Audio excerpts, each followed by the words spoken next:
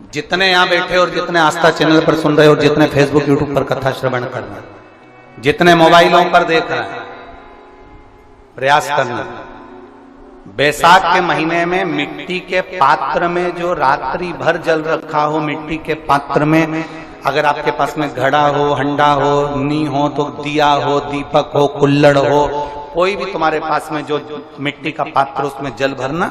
वो जल बैसाख के महीने की किसी भी सोमवार के दिन, किसी भी सोमवार के दिन, बैसाख महीने या किसी प्रदोष के दिन या बैसाख महीने के शिवरात्रि के दिन, वो मिट्टी के पात्र का जल अपने घर के प्रत्येक व्यक्ति का स्पर्श कराकर उस मिट्टी के पात्र के जल को तांबे के पात्र में डाल लीजिए और घर के प्रत्येक व्यक्ति का स्पर्श करा लीजिए और शंकर भगवान पर कुंदकेश्वर महादेव के नाम से समर्पित करिए। कुंदकेश्वर महादेव।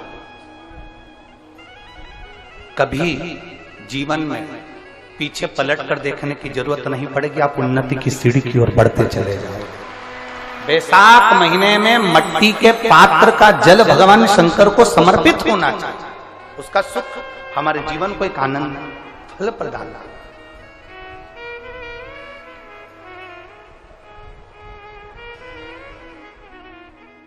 बैसाख के महीने में तो आपको अगर शरीर में कहीं पथरी भी आ गई है ना, कहीं नेत्रों में अगर ज्योति कमजोर पड़ रही है, जाले पड़ने लगे, चश्मा बढ़ने लगा, रात को आंखों में जलन होने लगी, रात को नींद नहीं आ रही है, तो बैसाख के महीने में जो दुर्वा होती है, इस दुर्वा को तोड़ लाओ।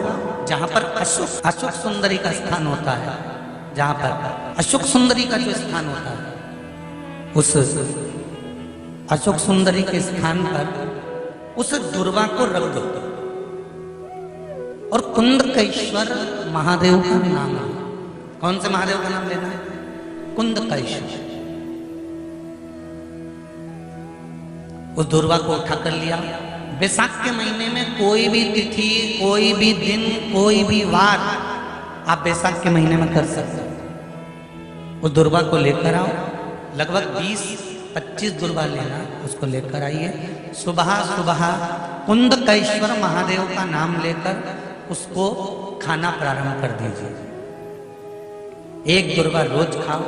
जो पथरी है या नेत्रों में तकलीफ है या कोई ना कोई रात्रि को नींद नहीं आना, बेचैनी हो जाना, घबराहट होना, धीरे धीरे धीरे धीरे 20 दिन की वो दुर्वा है, 20 दुर्वा एक एक दिन खाना चालू करो। 4 या 5 दिन लगेंगे, अपने आप आपको कोई गोली खाने की जरूरत नहीं पड़ेगी, नींद अपने आप आना प्रारंभ हो जाएगी और बेचैनी। अशोक सुंदरी वाली जगह पर दुर्वा समर्पित कर कर कुंदकेश्वर महादेव का नाम लेकर, कौन से महादेव? कुंदकेश्वर महादेव का नाम। शिव सुख क्या है? तो क्या कहा महाराज जी?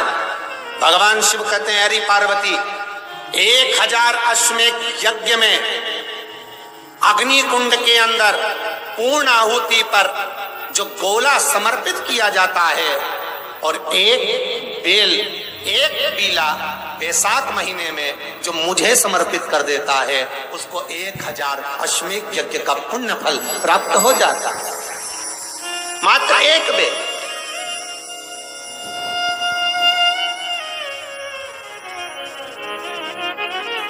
बहुत अच्छे से समझना महाराज, फिर समझ लीजिए। केवल सारे शिवलिंग में एक नर्मदेश्वर महादेव ऐसे होते हैं जिन पर कुछ भी चढ़ाओगे तुम खा सकते हो। भगवान को अगर भोग लगाया तो तुमने खा लिया। भगवान के शिवलिंग को अगर कोई वस्तु टच हो गई तो तुम पा सकते हो। मिठाई हो, चूरमा हो, लड्डू हो, पेड़ा हो, गुलाब जामुन हो, इमरती, भजिया, पकौड़ा, फल फ्रूट जो भी होगा वो पा सकते हो। पर नर्मदेश्वर शिवलिंग को छोड़कर शिव महापुराण के अंतर्गत विद्धेश्वर संहिता में लिखा हुआ है कि बाकी के जितने शिवलिंग होंगे उसको अगर कोई वस्तु टच हो गई तो वो खाने के लायक नहीं रहती, वो सांसारिक मनुष्य नहीं खा सकता। शंकर के मंदिर का प्रसाद संसार का मनुष्य उसको ग्रहण नहीं कर सकता। उसको केवल बैरागी, त्यागी, जिसने घर छोड़ दिया, परिवार छोड़ दिया, अपने कुटुंब कबीले को छोड़ दिया, केवल वही पा सकता है। ये शिव महापुराण की विद्धेश्वर संहिता कर रही है।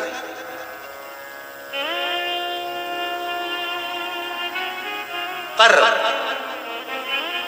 शंकर कह रहे, मां उमा से, मां पार्वती से मेरा महेश कह रहा, मेरा बाबा भोलेनाथ, मेरा बाबा विश्वनाथ, मेरा त्रिकालदर्शी कैलाशी अविनाशी कह रहा है कि हे पार्वती,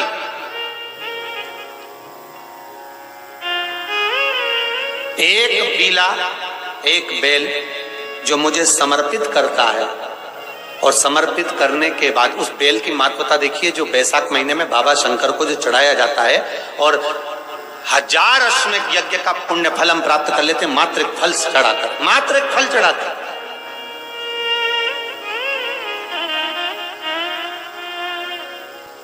जैसे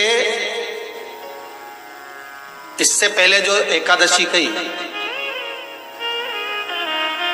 जिसको त्रिविधि एकादशी भी कहते हैं, पद्म पुराण में लिखा है और विष्णु पुराण में, एकादशी के दिन द्वादशी भी पड़ जाए, एकादशी के दिन त्रयोदशी भी पड़ जाए, मतलब एकादशी, द्वादशी और त्रयोदशी तीनों तिथियां एक साथ पड़ जाए, और उस दिन एकादशी का व्रत जो रख लेता है उसको 1000 एकादशी का पुण्य फल प्राप्त हो जाता। फिर वो जिंदगी में एकादशी करे चाहे ना करे। और फिर ध्यान देना, कोई मर रहा है, कोई तड़प रहा है, और आपने तो अपने जीवन में एक ही एकादशी करी, और वो कौन सी? त्रिविधि।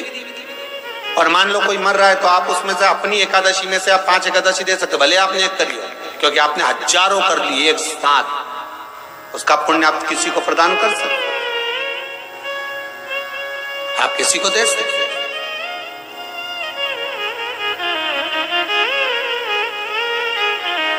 उसी तरह हे पार्वती, संसार का मनुष्य जब मुझे वो बेलपत्र समर्पित कर, वो बेल का फल समर्पित करता है, पार्वती वो फल जो मुझे चढ़ता है, फिर मैं भले नर्मदा के जल से निकला हुआ कंकर शंकर क्यों ना हूं, फिर चाहे मैं गंगा के जल से निकला हुआ कंकर शंकर क्यों ना हूं, चाहे फिर मैं यमुना के जल से निकला हुआ कंकर शंकर क्यों ना हूं, चाहे मैं सरयू के जल से निकला हुआ कंकर शंकर क्यों ना हूं, चाहे मंदाकिनी के जल से निकला हुआ कंकर शंकर क्यों ना हूं, हे पार्वती फिर जो भी शिवलिंग पर वो बेल समर्पित होता है, वो बेल उठाकर जीव अपने कार्य में ले सकता है। ये माँ उमा से कह रहा है। तो उस बेल की महत्वता जानेंगे। अब अपन उस बेल को जानने के लिए वापिस स्कंद पुराण में चले, तो स्कंद पुराण में लिखा हुआ है कि जो बेल बैसाख के महीने में शंकर को चढ़ाया जाता है, वो बेल का फल उठाकर रख लिया जाता है। बैसाख के महीने में उस चढ़े हुए, बाकी का आपको बेल का फल खाना हो तो बात दूसरी, पर चढ़ा हुआ जो बेल का फल है वो पूरा बैसाख नहीं खाना। बैसाख के बाद में अगला जो महीना आए, उस महीने के अंदर उस फल के अंदर का गुर्दा निकालकर उसको सुखा लीजिए, और सुखाकर जिस व्यक्ति को पथरी की बीमारी हो और जिस व्यक्ति को पेट में बहुत भोजन पचता ही नहीं है, पूरा शरीर पाचन क्रिया बेकार हो गई, उस व्यक्ति को केवल 7 दिन तक शंकर पर चढ़ा हुआ वो बेलपत्र प्रदान कर